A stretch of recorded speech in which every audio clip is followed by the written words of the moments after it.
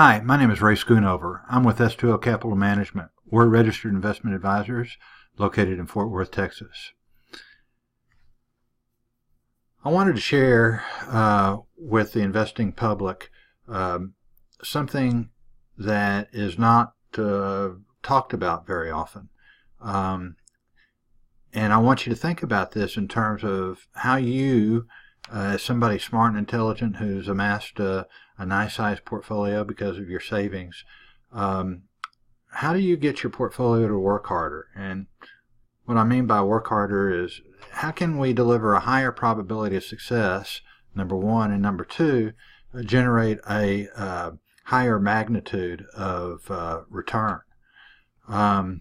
They tend to work against each other, as you've probably learned, and many conservative people have done very well by being able to save more, and that's all well and good. But for many people, we're needing to figure out how to generate maybe higher income in periods where high interest rates are non-existent. We're trying to figure out a safe way to generate this income or to deliver us gains. And one of the problems that we have with the current financial advice model is that it tends to be binary and singular in its approach to direction. Most investment advice, if you look around, and please do, is direction dependent for success. And that is fine when we're looking for growth. The problem is growth takes time. Just like a cake takes time to bake, growth takes time to inure equity. And so if we are looking at the risks of that, we don't have to look too far to recognize that, if people are forecasting good growth in a variety of different stocks or companies, then the risk may be that we wait 10 years or 15 or 20 and we have an inferior return. So time is a critical part of the endeavor. We only have so much time. There's a couple of constants, and we need to put them to work together. And that's one of the things I want to share with you that is so cool about what we're doing here, that the power of two is employing a second engine of profit for a portfolio to allow it to work harder. This, is maybe not too terribly different from some of the conventional advice that we hear.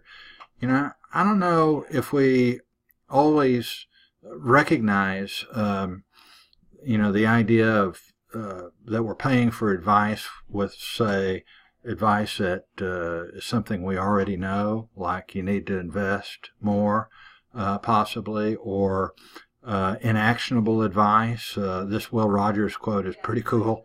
Don't gamble, take all your savings and buy some good stock and hold it till it goes up, then sell it. If it doesn't go up, don't buy it.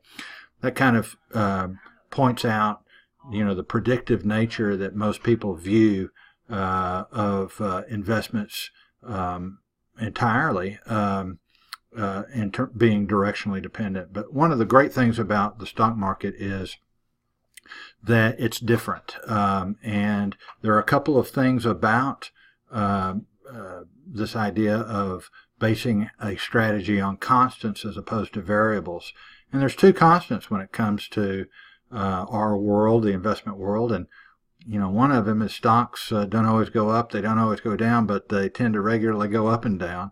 And most conventional advice would share with you, hey, you know what? In the short term, it's entirely realistic for stocks to go up and down. We want you to be patient. But, being patient, while it may prove out to be good advice, can also waste some time. If we look back at 2018, the market was up and down, and after a year went nowhere. And so we want to make sure that we're employing elements to reduce the risk of time being wasted, as well as increasing our opportunity for gain and reducing our risk. When it comes to directionally dependent investments, long-term directional investments allow long-term uncertain outcomes. If we're going to be passive and hold on for 20 years, we are going to continue to have an uncertain outcome. And we may want to, if we can, and I'm suggesting to you that we can, because the markets allow us to profit by thinking a little differently. So what makes us different? Well, we're different not just because we want to be different. We're different because the markets allow us to profit by being different. We're experts in auction markets, and I want to share with you a little bit about why auction markets, which is what the stock market is. There's really kind of two different markets, if I can define and clarify a little bit. An auction market is basically how the stock market comes to its pricing. There's a competitive bid and ask during every business hour of every business day, which is different from most of the investment conduits that we might otherwise contribute to or be a part of. Most of the other types of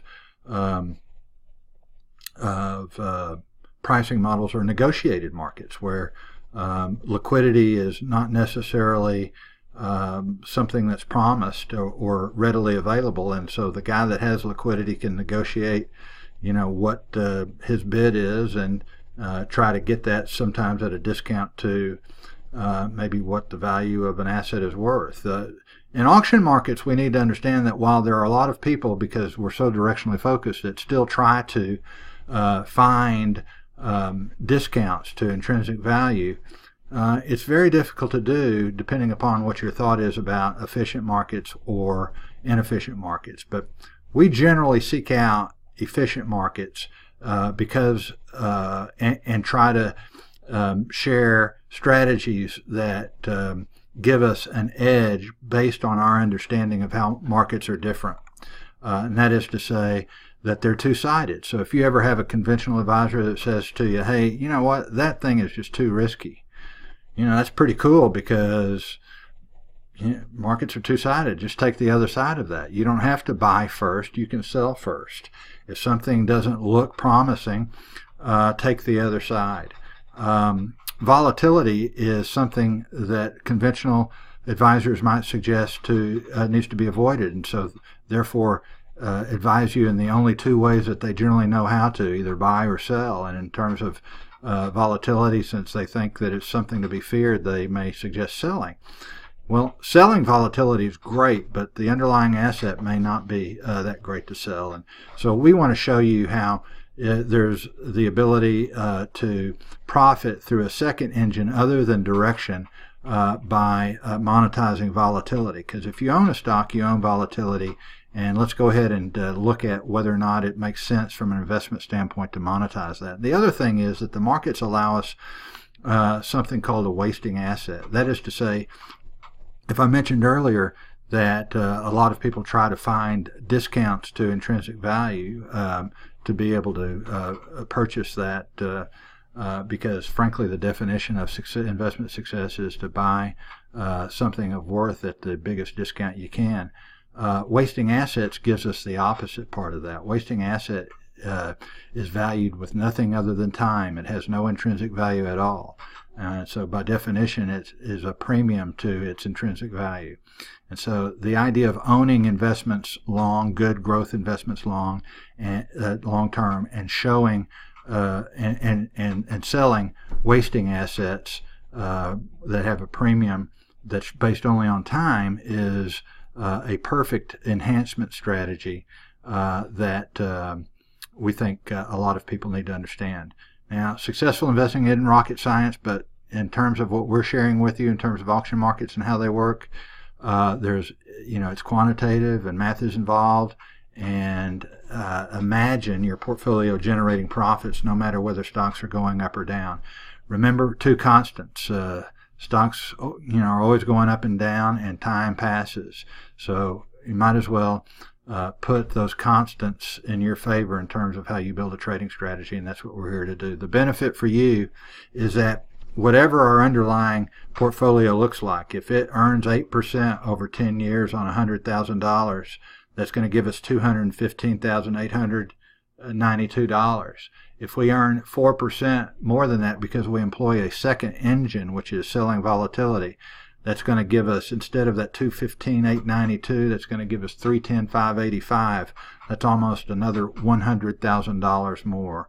So there's a real benefit to incrementally adding to your profit margin, generating a higher trading return on capital, employing short-term ways to profit along with enhancing long-term profits is something that the auction markets allow us to do.